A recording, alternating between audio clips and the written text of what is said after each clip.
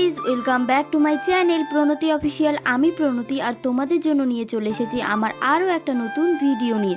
তো তোমরা ভিডিওটা স্কিপ না করে পুরো শেষ অবধি দেখো, আশা করি তোমাদের ভিডিওটা ভালো লাগবে। আজকে কিন্তু চিন্তা ভাবনা করে নিয়েছি যে আজকে কিন্তু একটা কেক বানাবো।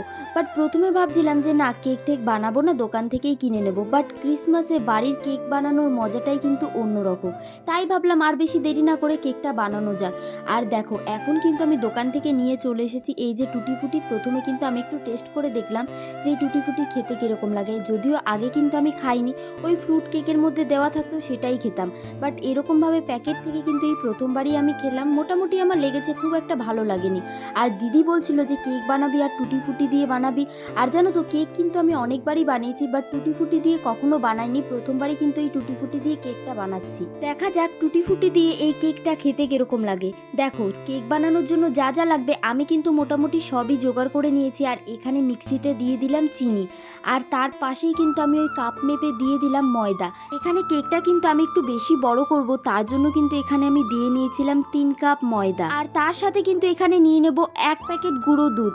আর এই গুঁড়ো দুধটা দিলে কিন্তু কেকের টেস্টটা দ্বিগুণ বেড়ে যায়। ময়দাটা যেভাবে চেলে নিয়েছিলাম, গুঁড়ো দুধটাকেও কিন্তু সেমভাবে চেলে নিচ্ছি। আর কেন নিচ্ছি তোমাদেরকে শেষে দেখাই। এই দেখো, যে একটা দানা দানা থাকে, তো সেটাকে কিন্তু আমরা কেকের মধ্যে দেব না। এরপরে ময়দা আর গুঁড়ো দুধটাকে ভালো করে আমি মিশিয়ে নিচ্ছি। আর পাশে দেখো, মিক্সিতে কিন্তু আমি প্রথমে এখানে চিনি পেস্ট করে রেখেছিলাম। আর ওই চিনি পেস্টের মধ্যে এখন কিন্তু আমি এখানে দিয়ে দিচ্ছি ডিম। কিন্তু এখানে আমি 3টে দিচ্ছি, যেহেতু 3 কাপ ময়দা দিয়েছি তার জন্যই কিন্তু আমি এখানে 3টে ডিম দিলাম। তোমাদেরকে পরিমাণটা একবার বলে দিই, এখানে আমি 3 কাপ ময়দা নিয়েছি, 3টে ডিম, আর কিন্তু ওই সেম কাপের 3 কাপ আমি চিনি নিয়েছি। এই পরিমাণটা যদি তোমরা ঠিক রাখো তাহলে কিন্তু তোমাদের কেক খুব সুন্দরভাবে হবে। এরপরে কিন্তু ওই ময়দার মধ্যে আমি অল্প নুন দিয়ে দিচ্ছি। তোমরা তোমাদের স্বাদ মতো নুন দিতে পারো, চাইলে কিন্তু নাও দিতে পারো। অনেকে কেকে নুন দেয় না, বাট আমার যেহেতু নুন না দিলে ভালো লাগে না, তাই কিন্তু আমি নুন দিলাম। এরপরে কিন্তু এখানে আমি বেকিং পাউডার দিয়ে দিচ্ছি। আর বেকিং পাউডারটা খুলেই দেখলাম যে বেকিং পাউডারটা হালকা জমে গেছে। মনে হয় আগের বার যখন কেক বানিয়েছিলাম ঢাকনাটাকে ঠিকভাবে লাগাইনি, তার জন্য কিন্তু জমে গেছে। এখানে কিন্তু আমি হাত দিয়েই হালকা করে গুঁড়ো করে নিচ্ছিলাম। আর এই বেকিং পাউডারটা খুব একটা শক্ত হয়নি, তার কারণেই কিন্তু আমি হাত দিয়ে খুব সহজে গুঁড়ো করে নিতে পেরেছিলাম।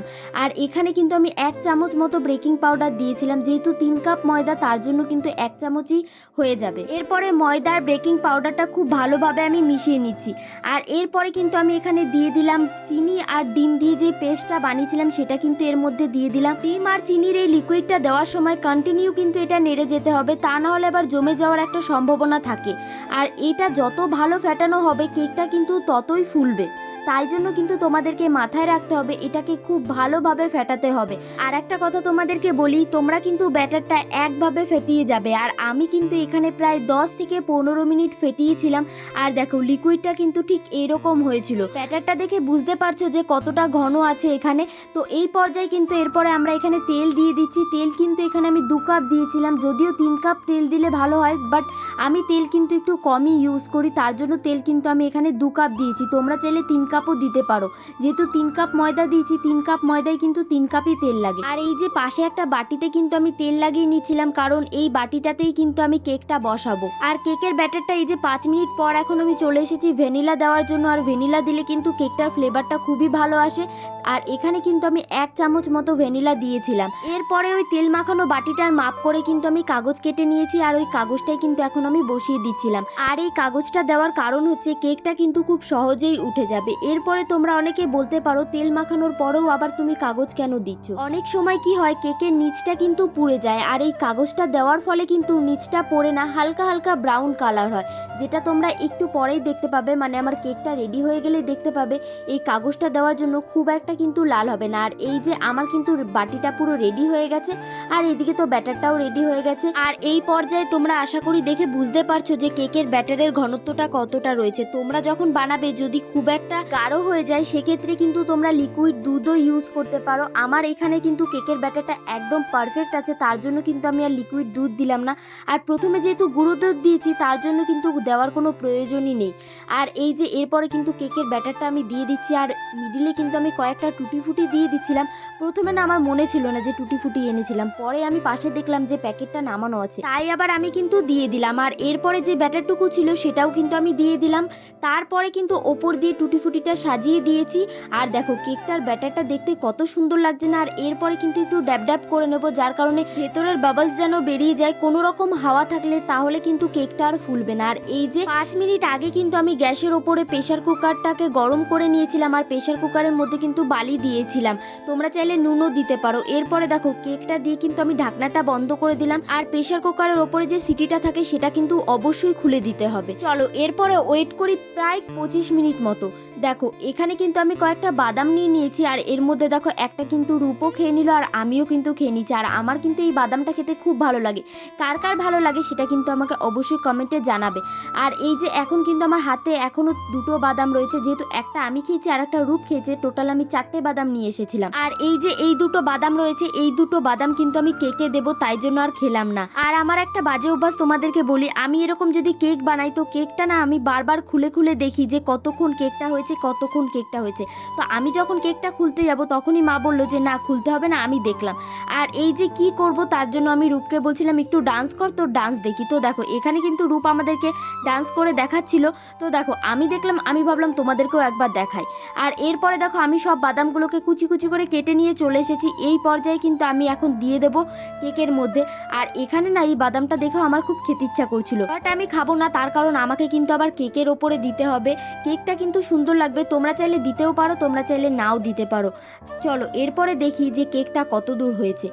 এসে কিন্তু আমি দেখলাম যে কেকটা কিন্তু অলরেডি প্রায় 90% হয়ে গেছে। আর এর আগে কিন্তু আমাদেরকে এই বাদামটা দিতে হতো। তো মাকে আমি বললাম যে দেখো তোমার জন্য কিন্তু আমার বাদামটা দেওয়া হলো না। তো মা বললো যে না না কেন বাদাম দিবি না, দিয়ে দে এর ওপরে। আমি বললাম যে না এখন দিলে কিন্তু খুব একটা ভালো লাগবে না। তাও কিন্তু মায়ের কথা শুনে আমি ওপর দিয়ে ছড়িয়ে দিচ্ছিলাম। যদি এটা কিছুক্ষণ আগে দিতাম তাহলে কিন্তু কেকের মধ্যে খুব ভালোভাবে বসে যেত। এর আগের বার আমি দিয়েছিলাম তখন কিন্তু খুবই টেস্টি হয়েছিল এই বাদামটা দেওয়ার জন্য, তাই কিন্তু আবার এইবারও আমি দিলাম। এরপরে দেখো একটা কাঠি দিয়ে আমি দেখে নিচ্ছি যে কেকটা হয়েছে কিনা। যদি কাঠির গাটা যদি পুরো প্লেন থাকে তার মানে ভাববে হয়ে গেছে, আর এটা কিন্তু এখনো ভেজা ভেজা আছে, তার মানে এখনো হয়নি। তার জন্য কিন্তু আবারও 5 মিনিট আমি বসিয়ে নিয়েছিলাম। এরপরে কিন্তু অলমোস্ট আমার কেক রেডি হয়ে গেছে। তো চলো দেখা যাক যে কেকটা কত দূর কি হয়েছে। প্রথমত কেকটা দেখে খুবই ভালো লাগছে, খেতে কিরকম হবে সেটা এবার দেখা যাক। চলো এবার তোমাদেরকে বলি যে এই কেকটা বানাতে টোটাল সময় লেগেছে কতক্ষণ। এই কেকটা বানাতে সময় লেগেছে প্রায় 40 থেকে 45 মিনিট মতো। আর একটা কথা তোমাদেরকে বলা হয়নি, তোমরা যখন কেকটাকে বসাবে গ্যাসের ফ্লেমটাকে কিন্তু একদম লোতে রাখবে। আমি কিন্তু একদম লোতে রেখে প্রায় 40 থেকে 45 মিনিট কুক করেছিলাম। আর তারপরে রেজাল্ট তো তোমরা দেখতেই পাচ্ছ কতটা সুন্দর হয়েছে কেকটা। এরপরে দেখো একটা চাকু নিয়ে আমি সাইড দিয়ে কিন্তু উঠিয়ে নিচ্ছিলাম। আসলে কেকটা আমি এক্ষুনি গ্যাস থেকে নামালাম, তার জন্য কিন্তু প্রচুর গরম ছিল, তাই আমি হাত দিতে পারছিলাম না। এর কারণেই কিন্তু চাকুটা দিয়ে আমি উঠিয়ে নিচ্ছিলাম। আর এই যে এরপরে কিন্তু আমি একটা থালাতে কেকটা নামিয়ে নিয়েছি। আর দেখো এই কাগজটা উঠানোর পর এই যে যে চকলেটি ক্রিম একটা ভাব এসছে, এটা কিন্তু এই কাগজটা দেওয়ার জন্য। যদি আমি কাগজটা না দিতাম তাহলে কিন্তু আবার একটা পোড়া পোড়া ভাব চলে আসতো। আর দেখো সমস্ত টুটি ফুটিগুলো কিন্তু একেবারে নিচে চলে এসেছে। যদি আমি কাগজটা না দিতাম তাহলে কিন্তু এই টুটি ফুটিগুলো তেতো তেতো লাগতো, পুড়ে যাওয়ার সম্ভাবনা ছিল। এরপরে দেখো সমস্ত কাগজগুলো কিন্তু আমি এখান থেকে উঠিয়ে নিলাম। আর উঠিয়ে নেওয়ার পর চলো এরপরে দেখি যে একেবারে ওপরটা কত সুন্দর হয়েছে। দেখো উপরের কালারটা কিন্তু খুবই সুন্দর হয়েছে। আর হ্যাঁ তোমরা কিন্তু জানাবে যে এই কেকটা দেখতে কতটা সুন্দর লাগছে। চলো এরপরে না কেকটা কেটে দেখি যে কিরকম হয়েছে। তো দেখো এখানে কিন্তু আমি হ্যাপি বার্থডে বলছিলাম, তো যদিও আমার বার্থডে নয়, তো বোনকে আমি বলছিলাম যে তুই হ্যাপি বার্থডে বল। বোন আবার আমাকে উল্টে বলছে যে না না তোর তো বার্থডে নয়। আমি যেহেতু 24 তারিখ রাতে কেকটা বানিয়েছিলাম, তখন বাজে প্রায় ওই রাত 11:30 মতো। তো বোন বলছে যে আর কিন্তু আধ ঘন্টা পরেই দেবের বার্থডে, তো চল দেবের বার্থডে উপলক্ষে আমরা না হয় কেকটা কাটি। মানে ভাবা যায় আমাদের চিন্তা ভাবনাগুলো কিরকম। চলো সেই সব কথা বাদ দিই, এরপরে কেকের ব্যাপারটাতে আসি। এই যে এই কেকটা কিন্তু প্রচুর গরম ছিল। আমি যখন কেকটা কেটেছি এতটা গরম ছিল সেটা হয়তো তোমরা ধোঁয়াটা দেখলেই বুঝতে পারবে। তো দেখো প্রথমে কিন্তু এখানে আমি একটু টেস্ট করে দেখলাম।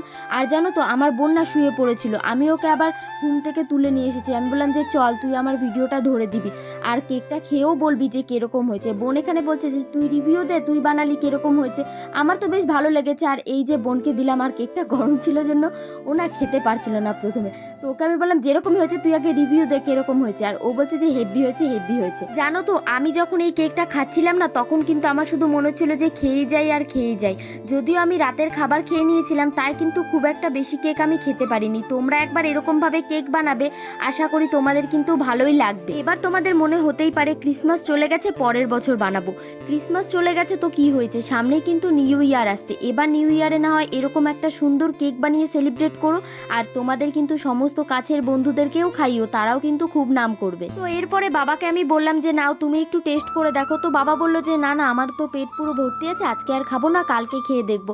তো তারপরে আমি অনেকবার জোর করাতে বাবা বললো যে ঠিক আছে তাহলে দে, একটুখানি টেস্ট করে দেখবো, বেশি দিস না, কালকে সকালে খাবো। তাই কিন্তু আমি আবারও কেকটা কেটে নিচ্ছি, আর এখানে 3 পিস করব, 1 পিস আমি খাবো, একটা বোন খাবে আর একটা বাবা খাবে। জানো তো এই কেকটা যতবারই খাচ্ছি ততই মনে হচ্ছে খেয়ে নিই। জানো তো এই গরম কেক খাওয়ার মজাটাই কিন্তু একেবারে আলাদা।